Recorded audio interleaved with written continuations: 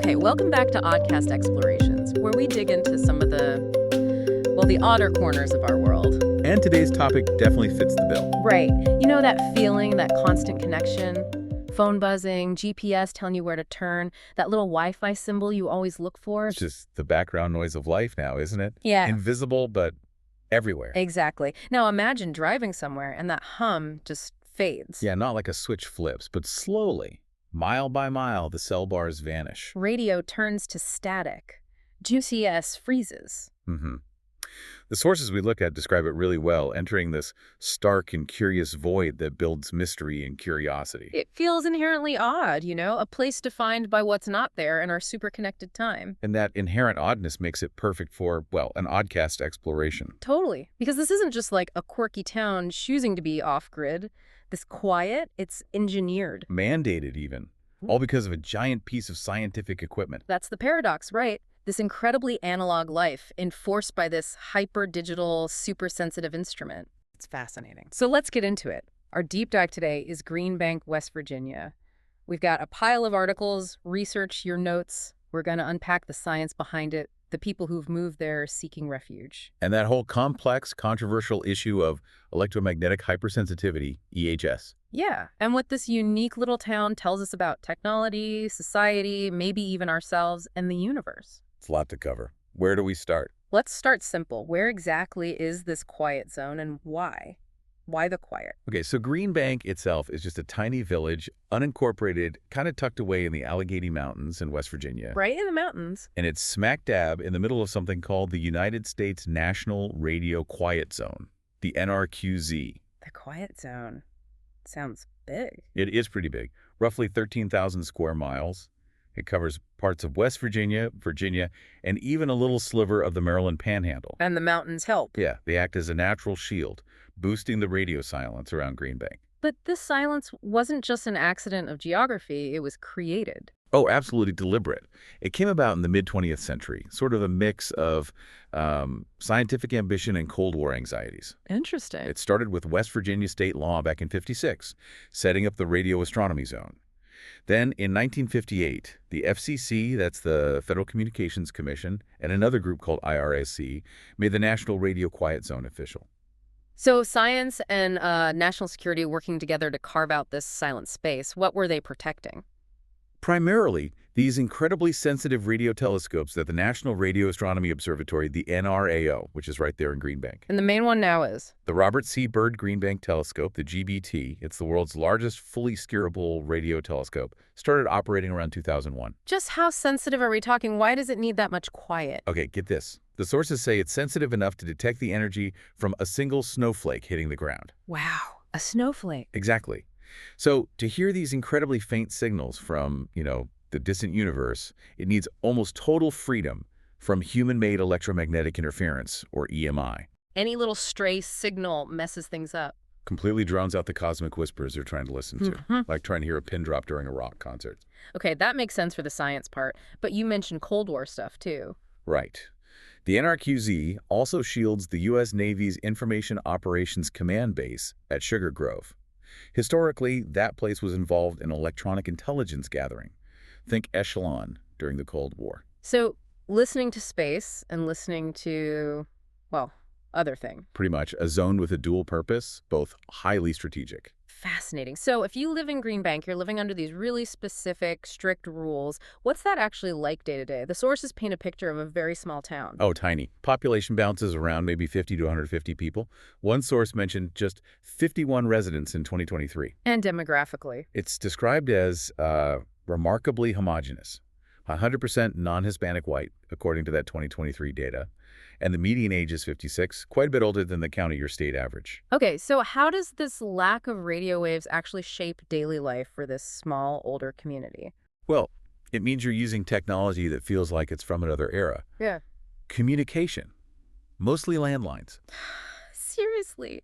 Landlines? Yep. People talk about making plans by literally walking over to a friend's house. No texting, obviously. Cell service is basically zero. What about the internet? No Wi-Fi. Right. Definitely no wireless internet within a 10-mile radius of the observatory. Mm-hmm. If you want to get online, it's wired Ethernet. Yeah. Or, believe it or not, sometimes dial-up. Pile up. Yeah. There are public computers, wired ones, at the library and the middle school.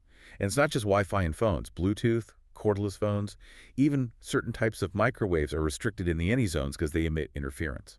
And I read something about cars being different, too. That's right. In Zone 1, the area immediately around the telescopes, gasoline cars are banned. Why? Spark plugs. They create tiny electrical sparks, which sound like loud static bursts to the telescopes. Diesel vehicles. They don't use spark plugs. Wow. Okay, so entertainment's wired cable or satellite TV. Social life is genuinely face-to-face. It really is living an analog life. Dictated by the needs of a super high-tech digital instrument looking at the stars. That's the central paradox the sources keep highlighting. Your daily routine, how you talk to people, what car you drive, it's not a lifestyle choice. Nope.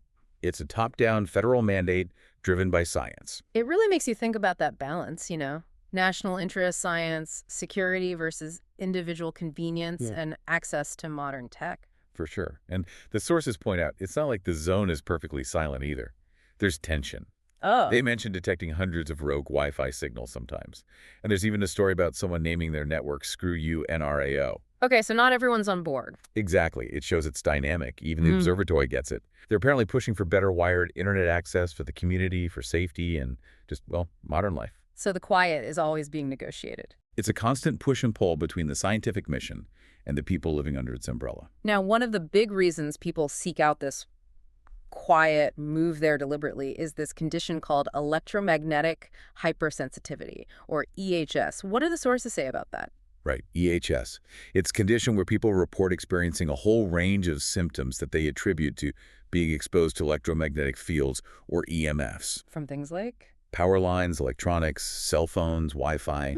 Basically, human-made sources, sometimes it's called IEI, attributed to EMF, idiopathic environmental intolerance, which basically means an intolerance to something in the environment with an unknown cause that the person links to EMFs. And the symptoms sound incredibly varied and pretty awful. They really run the gamut. People talk about skin problems, redness, tingling, burning sensations, rashes, even hair loss or weirdly wrinkled skin. And neurological stuff, too. Yeah, fatigue, tiredness, difficulty concentrating, dizziness, nausea, heart palpitations, digestive issues. Also things like sleep problems, brain fog, memory issues, anxiety, depression, sudden mood swings, muscle and body pain, tinnitus. Wow. Numbness, circulation problems, intense jolts of pain. Some even mention difficulty speaking or, in really extreme accounts, like bloody fluid leaking from their ears. That's a staggering list. How common is this reported condition? Estimates vary, but some suggest maybe 3% to 10% of people in developed countries report experiencing these kinds of symptoms. It seems higher in places like Scandinavia. And maybe about 10% of those cases are considered severe. Okay, so you have all these people reporting these debilitating symptoms. What does mainstream science and medicine say? Well, the overwhelming scientific consensus from bodies like the World Health Organization, the WHO, is that EHS is not a recognized medical diagnosis. It's not recognized. Why not? Basically because there aren't clear, objective ways to diagnose it. No consistent criteria, no standard definition, no clinical guidelines, and really crucially, no objective test that can reliably link the symptoms to EMF exposure. So no definitive proof. The WHO explicitly states there's no scientific basis currently for connecting EHS symptoms directly to EMF exposure, and big reviews of the research keep finding no convincing scientific evidence for that link. What's the strongest evidence against a direct EMF link from that mainstream perspective? It really comes down to blinded provocation studies. These are experiments where people who say they have EHS are exposed to either real EMFs or a sham, fake exposure, but they don't know which is which. And the results? Consistently, they can't tell the difference any better than chance. They report symptoms whether they're getting the real EMF exposure or the fake one. So if it's not the EMFs directly causing the symptoms, what's the prevailing explanation? The prevailing view is that the symptoms are absolutely real and the suffering is genuine, but they're likely psychosomatic in origin. Not meaning they're faking it, right? No, definitely not faking it. Psychosomatic means real physical symptoms are being triggered or made worse by psychological factors. Specifically, the belief or the expectation that EMFs are harmful. This is the nocebo effect. Ah, right. Like placebo, but negative. Expecting something bad makes you feel bad. Exactly. Studies suggest that people's symptom reports correlate more strongly with whether they believe they've been exposed rather than any actual measured exposure. Hmm. And research also often finds higher rates of things like depression, anxiety, or somatoform disorders, where psychological distress shows up as physical symptoms among people reporting EHS, which kind of fits with psychological factors playing a big role. Does the WHO suggest other possible causes for these symptoms? Yeah, they mentioned things like maybe flicker from fluorescent lights, bad ergonomics at work, poor indoor air quality, or just general life stress could contribute to these kinds of non-specific feelings of being unwell. So mainstream science sees real suffering, but attributes it to perception, belief, psychological factors, not the EMFs themselves. That's the dominant view based on the current body of evidence. But it's important to say, the sources do mention there are minority views or emerging research, and everyone acknowledges the distress is real. Like what kind of emerging research? Well, some animal studies showed effects researchers called convincing evidence, like DNA damage in rats exposed to EMFs back in 2004. And a small human study from 2023 suggested a possible link between reported EHS and changes in the immune system or oxidative stress markers. But these are outliers compared to the bulk of research. It really highlights the difficulty with illnesses that don't have a clear biological fingerprint, doesn't it? It creates this huge, well, epistemological challenge, a challenge of knowing. You have this profound disconnect between someone's lived reality of suffering, which is absolutely real to them, and science saying we can't find objective proof linking it to what you think is causing it. It reminds me of the struggles people with things like chronic fatigue syndrome, MECFS, faced for years. Absolutely. There are parallels.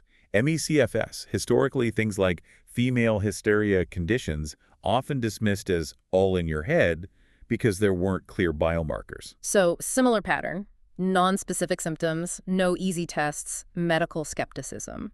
And a tendency to point towards psychological explanations. People with EHS, like those with MECFS, often report feeling invalidated, being told they're crazy. That's why self-help groups and sharing personal stories become so important. It's a way to find validation when the outside world doubts your reality. And that nocebo effect is key to understanding this without dismissing the suffering. It's crucial. It explains how belief and negative expectation can genuinely trigger debilitating physical symptoms. It's not about making it up. It's about the complex power of the mind-body connection. And this effect can get amplified by media hype, online misinformation about EMF dangers. So the fear itself, whether scientifically grounded in a direct EMF link or not, becomes a powerful force. Powerful enough to make people completely uproot their lives and move to a place like Green Bank. It shows how potent societal anxieties about invisible threats, 5G, radiation, whatever it can be, the fear has real-world consequences. Which brings us right back to the people who've made that choice. The human stories from Green Bank, they seem central to really understanding this. Absolutely. These narratives are about suffering, yes, but also immense sacrifice and this desperate search for relief, and maybe just as importantly, validation. Let's talk about Diane Shao. The sources describe her as a sort of pioneer there. Yeah, Diane Shao, often called an EHS pioneer and advocate in Green Bank. She moved from Iowa with her husband back in 2007. Her symptoms started around 2002 after a cell tower went up near their farm. And the symptoms were severe. Horrific, according to her accounts. Crushing fatigue, couldn't sleep, skin rashes, hair loss. Her skin became wrinkled. Headaches, she said, felt like a sledgehammer. Chest pains, just awful. And doctors. Dismissive, she says. The FCC apparently ignored her pleas too. It sounds incredibly isolating. So what did she do? They ended up spending 4 years traveling the country in an RV covered 75,000 miles, just looking for a place where she didn't feel sick. She described reacting painfully to tiny things, like a neighbor's coffee maker or someone's cell phone miles away. And Green Bank was where she finally found relief. Significant relief, yes, though she still takes major precautions, like using an icebox instead of a fridge because of its emissions. And she became this figure helping others find the place, like an underground railroad. That's the phrase used, yeah. Yeah. Conductor on the electrosensitive underground railroad, guiding dozens of others who felt they had nowhere else to go. But it wasn't all smooth sailing for her. No. The sources mentioned she faced discrimination from some locals. Things like being told, "We don't want your kind of people here," having packages stolen, finding a dead groundhog in her mailbox after asking a neighbor about their lights. Really unpleasant stuff. That's terrible. What about Deborah Cooney's story? A singer and musician. Deborah Cooney, yeah, from San Diego. Her life got turned upside down around 2010. She links it to a smart meter installed near her home. She believes it caused her boyfriend's heart issues, her own severe EHS symptoms, and even affected her cat. Her symptoms were bad enough to make her flee her home. That's what she says. Fatigue, numbness, bad circulation, heart pains. It escalated until one night in 2011, she literally fled, fearing for her life. And her life in Green Bank sounds incredibly stripped down. Radically minimalist. She lives in a very basic, unwired cabin because even being in normally wired buildings makes her sick. She has to use a nearby apartment just for essentials like bathing. That must make work and finances really hard. Extremely precarious. Finding work that fits her needs is tough. She still travels sometimes for performances, but she has to sleep in her car because hotel Wi-Fi makes her ill. And like Diane, she's reported facing local backlash, being banned from the observatory property at one point, finding her tires punctured. These stories are just, wow, the desperation. Brandon Barrett's story sounds similar, like Green Bank was a last resort. Brandon Barrett, yeah. He was a former dirt bike rider, owned a shop in Buffalo. He'd only been in Green Bank a few weeks when interviewed for one source, very sick but hopeful. What were his symptoms? Debilitating stuff. Brain fog, memory loss, couldn't focus, severe depression and anxiety, crushing fatigue. And he mentioned that disturbing detail about bloody fluid leaking from his ears. It started in 2019, but got way worse in 2023 when new cell panels went up near his shop. And again, doctors couldn't help. Couldn't diagnose him, dismissed his concerns about the towers. He said he felt like he was headed toward being suicidal. So Green Bank was like a pilgrimage. Exactly. He read about it, heard people call it their lords. The healing shrine. It was the last place he could think of to try. He was still looking for somewhere permanent to live and acknowledged it wasn't a perfect cure, but just being in the quiet zone offered some hope. And Sue Howard, who'd been there longer, talks about grieving her old life. Sue Howard, yeah. 63.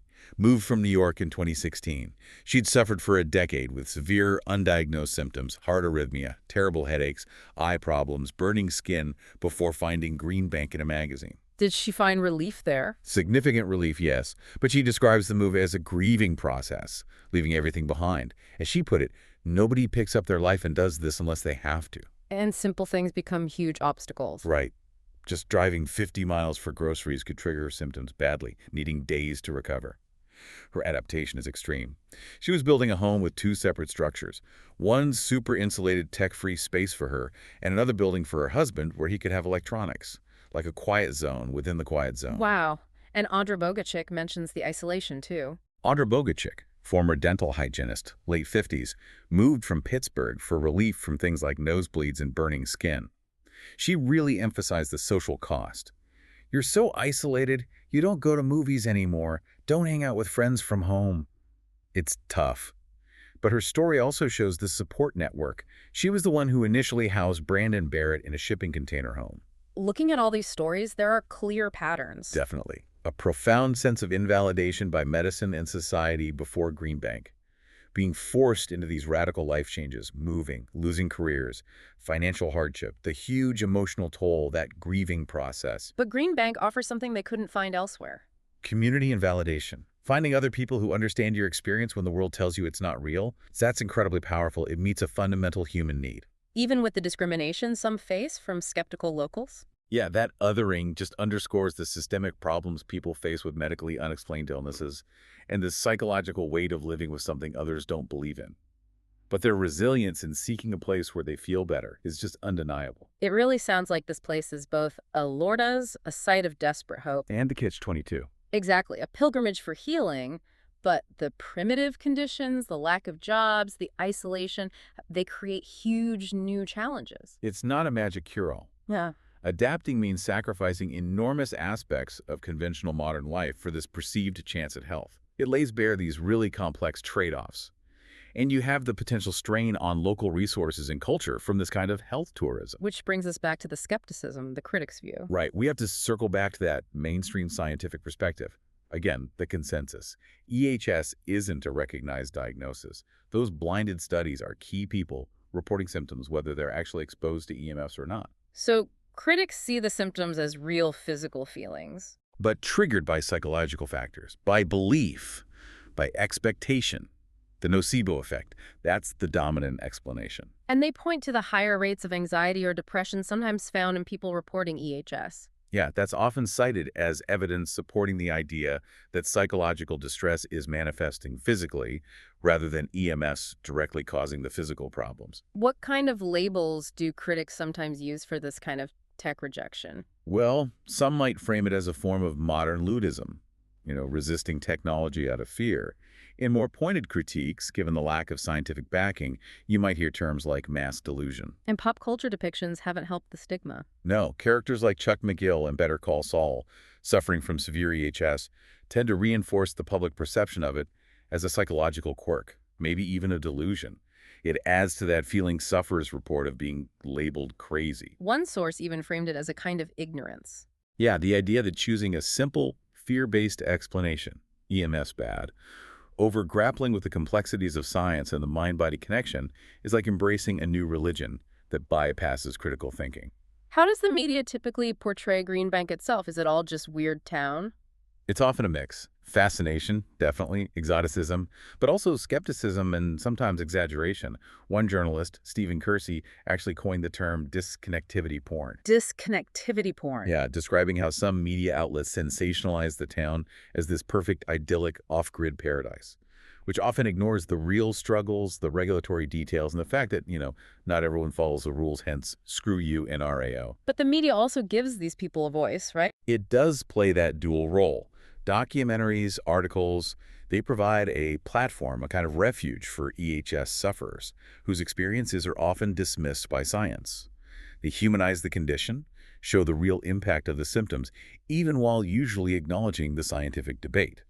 They often explore those community tensions, too, between newcomers and longtime residents who might doubt the EHS claims. So media amplifies the weirdness, but also provides a space for marginalized voices. It's a tricky balance, reflecting that wider societal uncertainty about the whole issue. Thinking bigger picture, Green Bank, because of its mandated quiet, seems to have accidentally become the symbol for broader movements questioning our relationship with technology. It really has. Its enforced lack of wireless connection resonates strongly with things like digital detoxing or digital minimalism. People consciously trying to use less tech. Exactly. People choosing to filter out the constant digital noise, reduce screen time, use tech more intentionally to improve well-being, focus on real-world stuff. So Green Bank is like an extreme, involuntary version of that. Pretty much. Living with landlines, face-to-face chats, wired internet, it embodies those principles, just not by choice. And the sources suggest this forced detox might actually bring some of the benefits minimalists seek. Better focus, more mindfulness, rediscovering offline activities. People there often end up valuing real-life connections more. Does it connect to ideas like neoluddism? You could draw parallels. Yeah. Neoluddism is basically a philosophy wary of modern tech, questioning the idea that new technology always means progress, worrying about its impact on people and the planet. It often advocates simpler living. And EHS sufferers moving there are resisting tech in a very direct way. They absolutely embody a form of tech resistance, seeking refuge from what they perceive as harmful radiation. It aligns with a kind of neo-Luddite call for the precautionary principle, the idea that tech should be proven safe before we all adopt it. And Green Bank's existence feels particularly relevant now, with anxieties about 5G, constant surveillance. Definitely taps into that growing unease about invisible technologies controlling or affecting our lives. The rapid 5G rollout, ubiquitous Wi-Fi, concerns about data privacy. It all feeds into this feeling that maybe we're overexposed. Green Bank becomes this tangible, if extreme, symbol of escape. It makes you ask if we're reaching some kind of societal limit with wireless tech. And the irony is, the biggest threat to Green Bank's quiet is new technology. From above, right. Satellites. Exactly. The constant expansion of wireless infrastructure, especially new satellite constellations like Starlink beaming internet from space, plus airborne transmissions. The original 1958 NRQZ rules didn't anticipate any of that. So the quiet is constantly under siege. It's a constant battle. Yeah. The observatory is in ongoing negotiations with companies like SpaceX, trying to find technical workarounds, operational agreements to minimize interference, but it's a relentless challenge. Which frames Green Bank perfectly as a microcosm of this bigger societal debate we're having. It really does. How do we balance the drive for progress and connectivity with individual well-being, privacy, and potential unknown health effects? The people in Green Bank, the scientists listening for faint cosmic signals, the EHS sufferers fleeing perceived harmful waves, They're a living, breathing reminder that, for some, modernity's invisible infrastructure feels like a threat, pushing them to the margins. Okay, let's shift focus a bit to the nitty-gritty, the practical realities of this legally enforced quiet zone. Right, it's not just quiet because it's remote. It's regulated, based on that federal NRQZ from 58 and the West Virginia State Zone from 56, protecting the NRAO and the Navy base. And the rules aren't the same everywhere inside the zone. No, they get stricter the closer you get to the observatory. Within about 10 miles is the tightest control. Zone 1, right on the observatory property, is the most extreme. No intentional transmitters at all. Only ones absolutely essential for the observatory. And incredibly strict limits on unintentional emissions from any electronics based on international standards. Plus, the no gasoline cars rule, only diesel. And Zone 2, around the facilities. Still very strict. No Wi-Fi, no cordless phones. Even things like microwaves often have to be used inside special shielded rooms to block their emissions. And the broader zone. Less strict, but licensed radio transmitters still have to use lower power and aim their antennas away from Green Bank and Sugar Grove. Who actually enforces all this? Is there like a Wi-Fi police driving around? Sort of. The observatory has an interference protection group. They patrol roughly a 20-mile radius, hunting for illegal Wi-Fi, misbehaving microwaves, stuff like that. Can they issue tickets? Not directly. They can request people stop using the interfering device. They don't have direct encasement power themselves. If someone refuses, it ultimately goes to the FCC, who could issue a fine, apparently around $50. How does all this affect basic public infrastructure, especially in a rural, mountainous place like Pocahontas County? It has a huge impact. Education, for example. Green Bank Elementary Middle School is reportedly the only public school in the entire U.S. without Wi-Fi. Wow, that must make things difficult. Yeah, challenges for using online resources common elsewhere. Mm-hmm. The local school board is apparently trying to negotiate with the observatory, maybe allow Wi-Fi just during school hours. And healthcare, no telemedicine, I guess. Well, the local clinic apparently does have Wi-Fi for its internal use, but the general lack of connectivity makes things like remote consultations or quickly transferring large medical files difficult, which can be vital in remote areas. Plus, think about the EHS residents who find travel hard accessing specialized care far away becomes a real issue. Emergency services feels like the most critical impact. It's a major concern. Volunteer fire departments, first responders, they've reported missing 911 calls, having trouble communicating because of the poor signal coverage. That's a serious public safety issue. Definitely. 10 nearby counties have actually pushed the government for action. The observatory is working with authorities and the NSF, exploring options like allowing emergency services to use specific low-power radio bands. And those collaborations with satellite companies like SpaceX could potentially help too, if managed carefully. What about the economy? Does the quiet help or hurt? It's a mixed bag. It creates obvious hurdles for local businesses. E-commerce, remote work, online marketing are all tough. But the observatory itself is the main economic engine. It employs a lot of people. Over 100 staff, significant payroll, millions in economic ripple effects for the state. Plus, tourism centered on the observatory brings in visitors and money. About 50,000 visitors a year, contributing maybe $7.5 million statewide. But the town's lack of amenities might put some people off. Yeah, the primitive feel no Starbucks. Limited services like mental health support can deter some visitors or potential new residents. And the remote location limits diversifying tourism beyond the Science Center. What about real estate? Is there a market for quiet homes? There seems to be. Properties are sometimes marketed specifically as interference-free, and the influx of EHS sufferers has reportedly pushed up prices in some specific quiet areas. But overall, the county faces population decline, like much of rural West Virginia. Home values have grown a bit, but the number of people is shrinking. So people adapt with workarounds, landlines, wired internet, face-to-face. Right. But the underlying economic challenges reflect broader rural issues. Lack of jobs, youth outmigration, drug problems. The EHS influx is small, and many face health or financial limits. The observatory pushing for better wired internet shows they know the town's viability depends on balancing science with the needs of the people who live there. Taking a step back again, beyond the science and practicalities, there's something almost philosophical about Green Bank, isn't there? This mandated absence of tech. Absolutely. It prompts these deeper questions. Is choosing or being forced into this Wi-Fi-free existence a kind of modern pilgrimage or a retreat? For the EHS sufferers, it certainly sounds like a pilgrimage. A profound retreat from a world they perceive as hostile, a desperate search for sanctuary. for healing. It has echoes of historical pilgrimages, seeking relief at a sacred site. People call it their lords. And the journey requires immense sacrifice, leaving careers, homes, relationships. And that idea of intentional disconnection resonates with older traditions too, right? Like monks seeking silence. Completely. Think of monastic life, hermitages. Silence and solitude have long been valued in spiritual traditions for fostering inner peace, self-awareness, connection to something larger than oneself, God, nature, whatever. And the results in Green Bank seem similar in some ways. A slower pace of life, more face-to-face interaction, simpler technology, a greater awareness of your immediate environment. It mirrors outcomes often sought through contemplative practices. So this forced quiet, whether for physical relief or something else, could actually have benefits like better focus, mental clarity. The experiences shared in the sources certainly suggest it can. Removing that constant barrage of digital distraction potentially allows for deeper concentration, more mindfulness, and a different kind of connection. It also feels like Green Bank pushes back against what some call liquid modernity. Zygmunt Bauman's idea. A society defined by constant change, speed, fluidity, driven by technology. Tech promises this seamless flow, but maybe creates new anxieties, new pressures. And Green Bank is the opposite, a fixed point. In a way, yeah. It stands as the counter-narrative. It shows that deliberately slowing down, opting out of certain technological flows, can be a choice for well-being, even if it's forced upon them there. It challenges the assumption that faster and more connected is always better for everyone. So is tech-free living just a fringe anomaly, or could it hold lessons for the future? For most people, Green Bank is definitely an anomaly, a strange time capsule.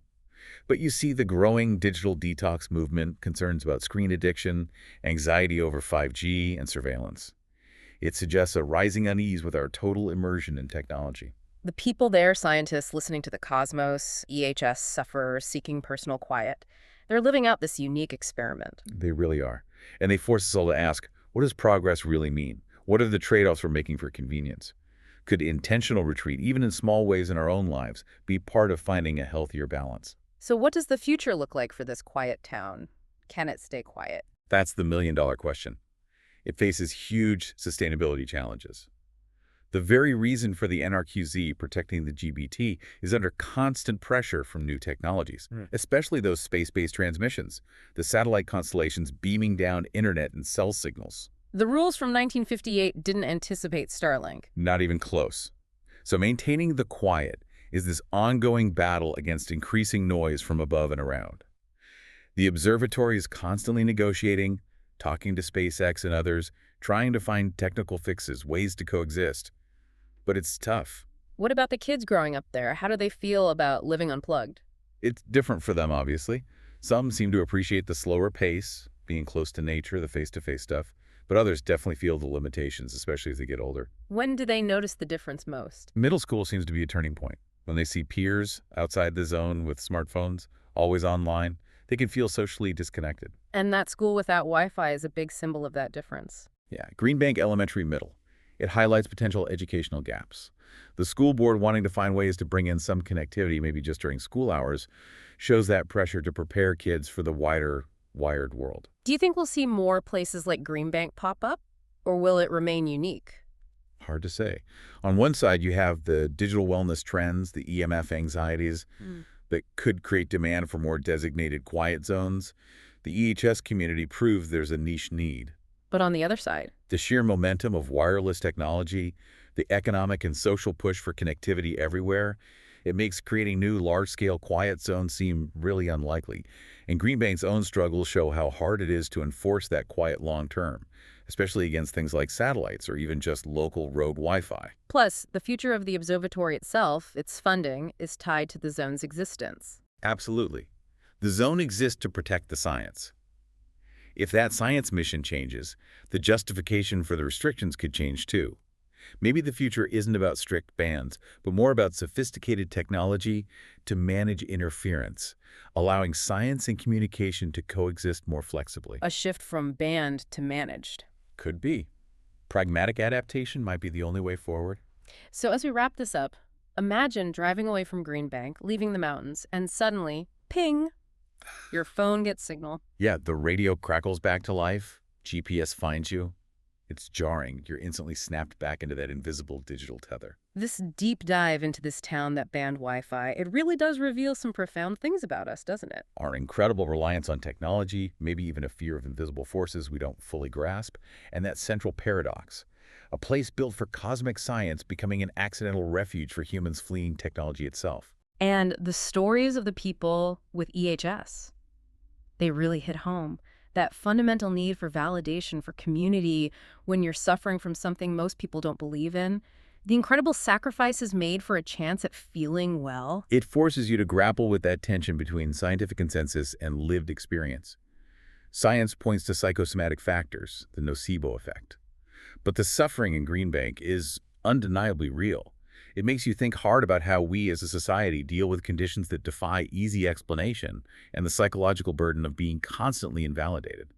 So the final thought we want to leave you, the listener, with is this. Green Bank forces us to ask, is this radical Wi-Fi free life just a strange retreat from progress?